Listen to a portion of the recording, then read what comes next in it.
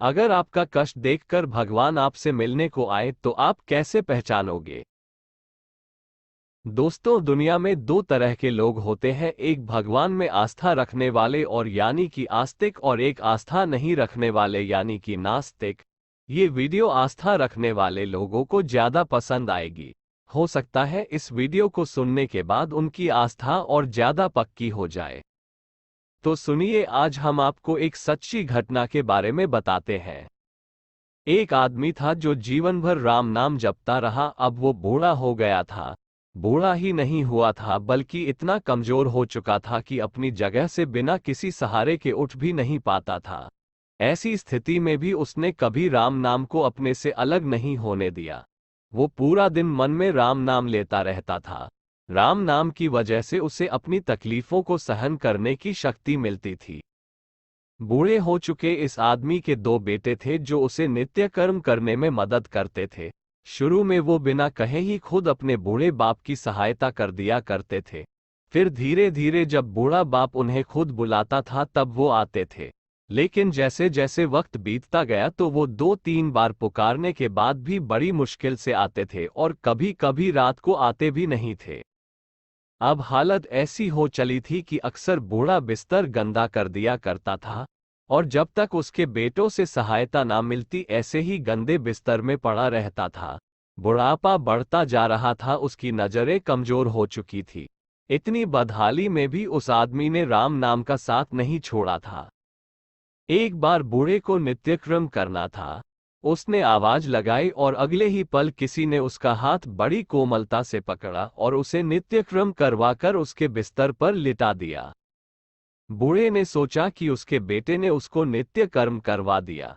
यह अब रोजाना होने लगा। जब भी बूढ़ा आवाज देता अगले ही पल उसकी मदद करने के लिए कोई आता और उसे उसके सारे काम कराकर वहां से चला जाता था। बूढ़ा आश्चर्यचकित हो गया था कि अब तो मेरे बेटे रोज आके मुझे समय पर नित्य कर्म करवा देते हैं। और बूढ़ा अपना राम नाम जपता रहता था। वह भगवान का ही भजन हर समय किया करता था। नजर कमजोर हो चुकी थी। अब बूढ़ा उसे देखकर पहचान नहीं पाता था, लेकिन अब बूढ़े को आभास होने लगा था। बूढ़े को लग रहा था कि यह उसके बेटे नहीं हो सकते और वह स्पर्श भी उनके बेटों का नहीं था। एक दिन जब बूढ़े आदमी ने अपने नित्य क्रिया करने के लिए अपने बेटों से मदद मांगी तब अगले ही पल उसे फिर से वही मुलायम वाला स्पर्श महसूस हुआ।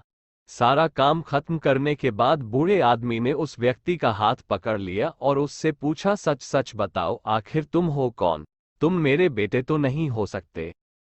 बूढ़े के सवाल के साथ प्रभु ने बूढ़े से कहा कि बेटा, मैं तेरा अब कष्ट सहन नहीं कर पाया, इसलिए मैं तेरे पास चला आया। और इतना कहते ही उसके कमरे में बहुत तेज रोशनी हुई और प्रभु ने अपने दिव्य अवतार में वहां पर दर्शन दिए।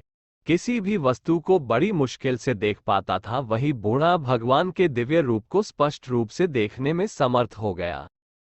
जिस भगवान का नाम वो पूरा जीवन लेता रहा, उसे अपने पास पाकर बूढ़ा उनके चरणों में गिर पड़ा और बोला, भगवान, मैं धन्य हो गया जो आपने मुझे साक्षात दर्शन दिए। लेकिन भगवान, मैं बहुत शर्मिंदा हूं क्योंकि मैंने आपसे मेरे नित्यक्रम करवाए। भगवान ने कहा, मेरे लिए सारे काम एक जैसे हैं। अगर वह काम मुझे अपने भक्तों के लिए करना पड़े तो मुझे सभी कामों में खुशी मिलती है। बस मैं ये चाहता हूं कि मेरा भक्त खुश रहे।